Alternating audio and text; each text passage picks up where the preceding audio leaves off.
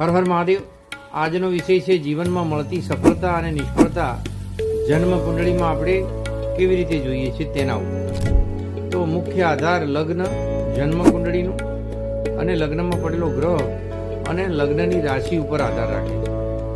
લગ્ન રાશિ અગ્નિ તત્વની છે કે વાયુ તત્વની હોય તો તે પૃથ્વી તત્વ અને જલ તત્વ કરતાં વધારે સારી છે. કેન્દ્રમાં બેઠેલા ગ્રહો જો બળવાન હોય તો આજીવિકાની સફળતા સૂચવે છે. તદુપરાંત લગ્ન અને ચોથો ભાવ અને 10મા ભાવમાં રહેલા બળવાન ગ્રહો પણ જાતકને સફળતા, કીર્તિ અને લોકપ્રિયતા આપે છે.